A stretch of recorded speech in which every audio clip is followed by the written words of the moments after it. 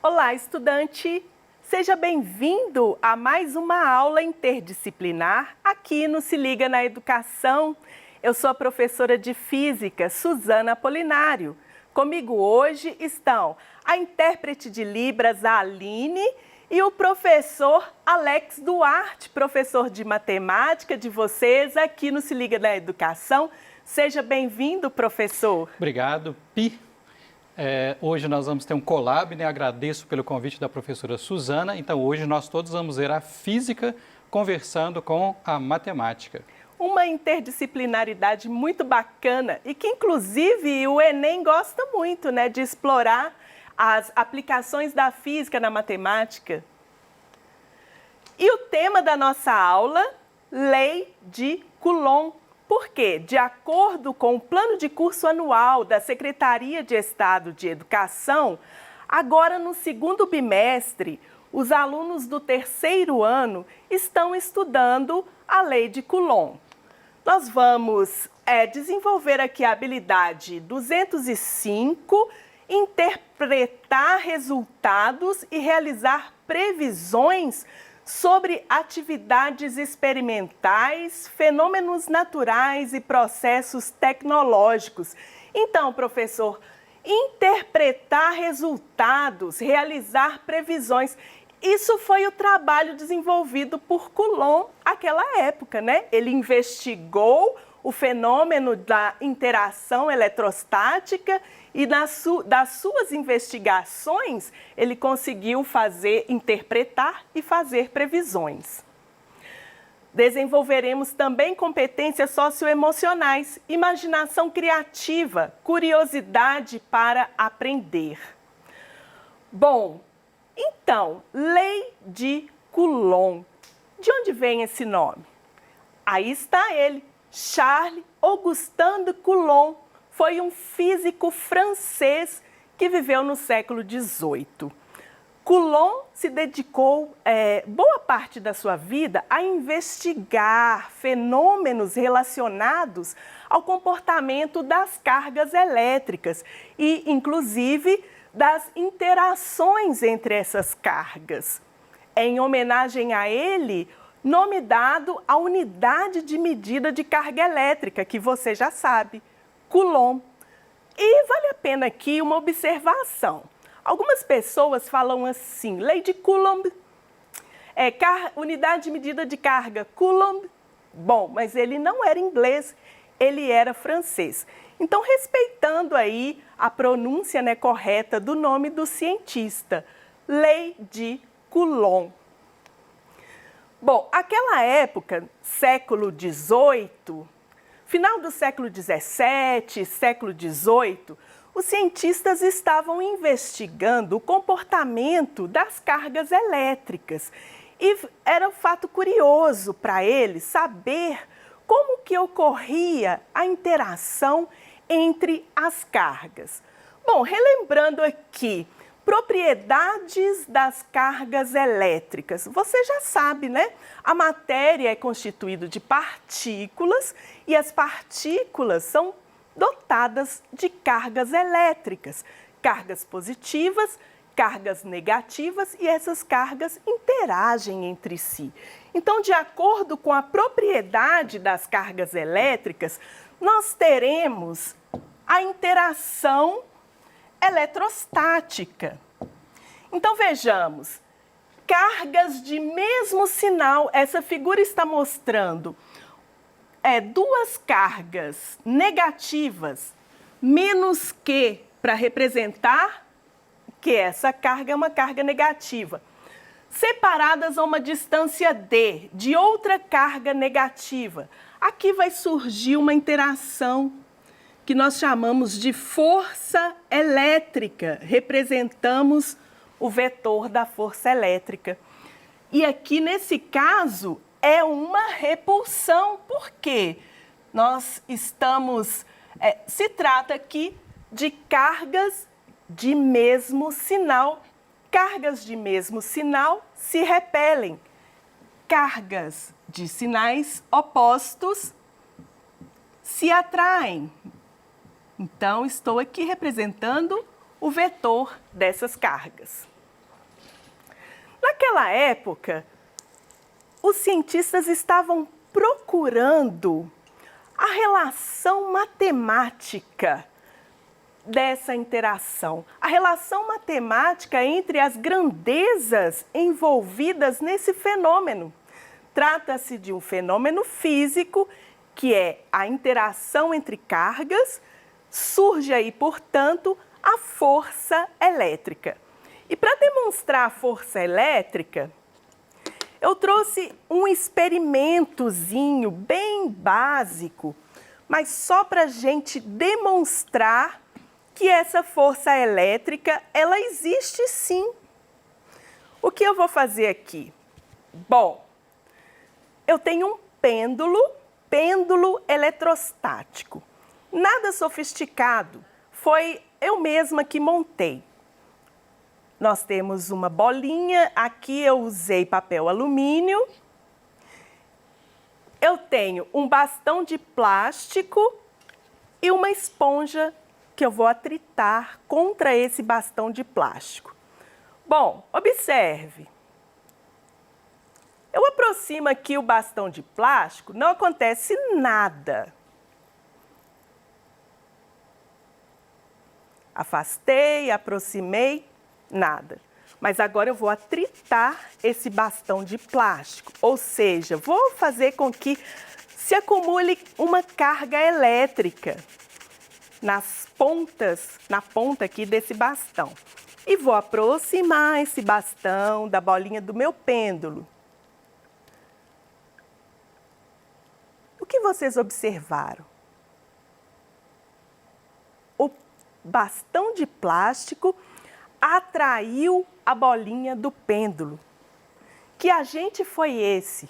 Foi a força elétrica atuando aqui, atraindo um corpo que estava inicialmente neutro. Mas depois vocês observaram que a bolinha prendeu-se no bastão, mas depois ela afastou. Agora ela está afastando, ó. Isso ocorreu por quê?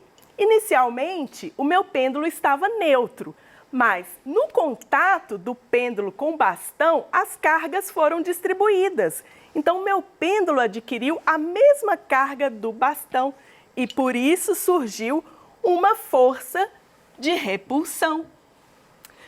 Bom, mas ainda assim, os cientistas lá no século XVIII, eles conheciam qualitativamente o comportamento dessas cargas, mas eles queriam saber mais, eles queriam saber quantitativamente como que essa força atuava, como que as grandezas relacionavam-se.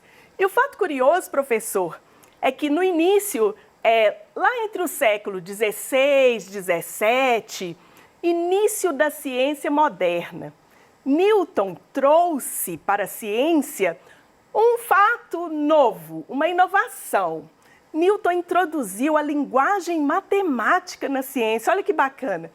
E ele começou a descrever matematicamente os fenômenos naturais. Até então, as pessoas conheciam esses fenômenos qualitativamente, sabiam que ele existia, mas não se preocupavam em descrever matematicamente.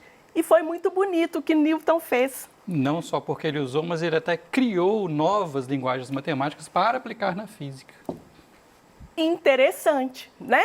E a matemática é, sim, a linguagem fundamental aqui que descreve os fenômenos naturais. Bom, então, Coulomb, ele foi um cientista que se preocupou em investigar, papel de cientista, né, professor? Uhum. Investigação de fenômenos. Então, o que ele fez? Naquela época, Henri Cavendish tinha desenvolvido uma balança muito famosa, ficou conhecido como balança de torção, e foi utilizada em um dos experimentos mais famosos da ciência. Com a balança de torção, Henri Cavendish conseguiu medir a densidade da Terra. Então, Coulomb teve uma ideia genial. Ele pensou que a força elétrica podia ser comparada à força gravitacional e utilizou a mesma balança, o mesmo exemplo de balança que Cavendish usou para fazer a medida da força elétrica entre as cargas, balança de torção. Depois, meu querido estudante, faça uma pesquisa sobre esse experimento, a balança de torção de Henri Cavendish e a balança de torção utilizada por Coulomb. Por quê? Coulomb suspeitava, né, que a... Não é aqui que eu vou usar. Bom, Coulomb suspeitava que a força elétrica tinha uma relação com a força gravitacional. Aqui está a equação da força gravitacional desenvolvida por Newton. Olha que bonito, né? A força gravitacional é igual ao produto das massas envolvidas, dos corpos envolvidos, vezes a constante gravitacional, dividido pelo quadrado da distância. Bom, então, seguindo esse mesmo raciocínio, Coulomb, utilizando essa balança, começou então a fazer medidas para determinar a equação matemática da força elétrica. Nas suas medidas, e olha gente, naquela época, né, não tinha computador, nem luz elétrica tinha, era tudo na mão mesmo, fazendo medidas, dedicando-se ali muito tempo, medindo, anotando, analisando. Então ele chegou à seguinte conclusão: a força elétrica era diretamente proporcional ao produto das cargas envolvidas, módulo, ou seja, aqui não importa se é positiva ou negativa. Chegou à conclusão também que a força elétrica era inversamente proporcional à distância entre as cargas. Então, dessas relações, voltando aqui só para mostrar uma coisa, aqui nós temos uma relação de proporcionalidade, não é, professor? Para que isso tudo aqui se transforme em uma equação, basta eu colocar uma constante aqui e resolver essa proporcionalidade. Nós encontraremos, então, a equação da força elétrica aí determinada por Coulomb. E nessa equação ele introduziu, então, a constante K, que é a constante dielétrica do meio. Bom, bonita essa equação, né? É a equação que descreve matematicamente um dos fenômenos mais fundamentais da natureza, que é a interação entre as cargas elétricas.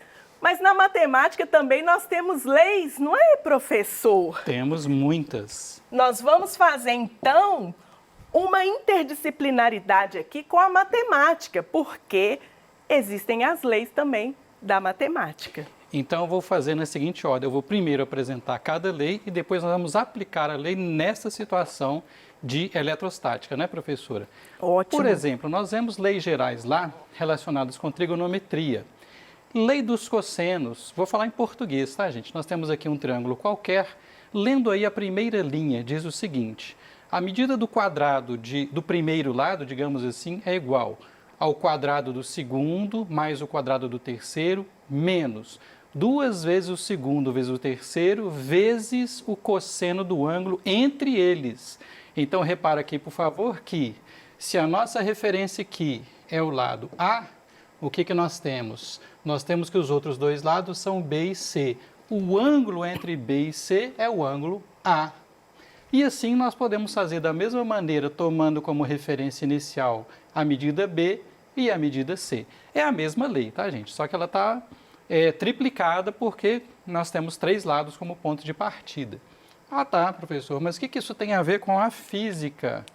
Tem a ver o seguinte: aqui nós temos, como a professora explicou, ó, uma carga positiva e 2 negativas. Então, ambas as cargas negativas vão atrair a carga positiva.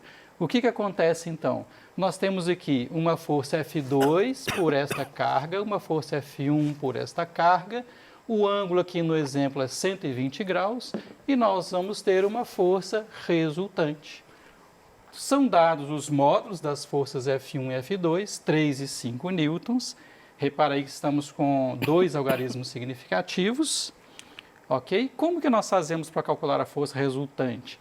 Matematicamente, nós temos os dois lados de um triângulo. Então, repara, ó, se aqui é 120 graus, com licença, aqui vai ser 60 graus e aqui também vai ser 60 graus. Nós temos aqui um paralelogramo. Então, o que acontece? Nós temos duas medidas de 3 e de 5 com um ângulo de 60 graus entre elas. Perfeito? E aí, usando a lei dos cossenos, está aqui, ó, x ao quadrado é 3 ao quadrado mais 5 ao quadrado, menos 2 vezes 3 vezes 5 vezes o cosseno de 60 graus. Feitas as contas, nós chegamos à conclusão que a força resultante é de aproximadamente 4,4 newtons. Também demos a resposta com 2 algarismos significativos. Outra lei geral que aparece na matemática é a lei dos senos, que diz o seguinte, ó, a medida de cada lado não é proporcional ao ângulo oposto, e sim ao seno do ângulo oposto.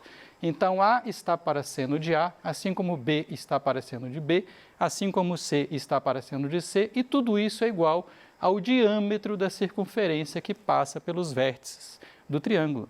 Tá, mas e o que isso tem a ver com física? Vamos ver? Vamos voltar na situação que a gente tinha. Nós já temos a força resultante agora. Nós queremos saber o ângulo que essa força resultante faz com a força F1 original e com a força F2 original.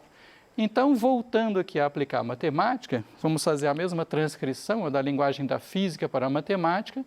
Nós temos aqui à esquerda 2 lados do triângulo e o terceiro também, que já calculamos. Temos um dos ângulos e queremos o outro. Então, o que nós podemos fazer? Aplicar a lei dos senos. Então, repare, 4,4 está para o seno de 60 graus, assim como 5 está para o seno de alfa, sempre relacionando o lado com o ângulo oposto, o lado com o ângulo oposto. Muito bem. Então, ficou assim, ó, o seno de 60 graus é raiz de 3 sobre 2, agora só falta o seno de alfa aqui como incógnita. Fazendo as contas, o seno de alfa é 0,984, etc. O alfa é aproximadamente 80 graus. Finalmente, para determinar o ângulo beta, poderíamos usar trigonometria, mas não é necessário, porque no início a gente sabia que o ângulo total era de 120 graus. Como o alfa já é 80 graus, então, né, professora, quanto falta para 120 graus? Faltam 40 graus. Então, essa situação aparece, né, professor, em questões de física. Nós temos que usar essas leis porque o triângulo não é um triângulo retângulo. Então, temos que usar relações gerais. Gente, como a professora já falou, né, e nós vamos frisar novamente, o que acontece? A matemática é a linguagem natural das ciências exatas, física, química, ciência da computação, estatística e até outras ciências, às vezes biologia, às vezes economia, etc., como a professora explicou, porque mais do que o qualitativo, ela te dá uma informação quantitativa sobre as grandezas que estão sendo estudadas ali. Muito bonito, né, professor? Inclusive, eu quero voltar aqui nessa equação. Olha que bacana! Uma equação que descreve o comportamento de um fenômeno natural. Aí que está a beleza, quando a gente consegue ver que um fenômeno, ele pode ser descrito quantitativamente. Isso é muito bonito. E o Enem, ele realmente tem cobrado, né, essa interdisciplinaridade entre a física, a química, muitas questões de matemática, aplicando conceitos da física. E foi por isso que nós trouxemos essa aula para vocês e eu espero que vocês tenham gostado. Essas são as referências, né, professora? Isso. E a todos, o nosso muito obrigada. Muito e obrigado. lembrando que hoje eu estarei no Tira Dúvidas ao vivo. E se você ficou com alguma dúvida, pode participar aqui conosco. Até a próxima aula. Professor, muito obrigada pela sua brilhante participação. Eu que agradeço. Né? E nós voltaremos em outras, né? Outros collabs. Exatamente. Muito obrigada. Até a próxima.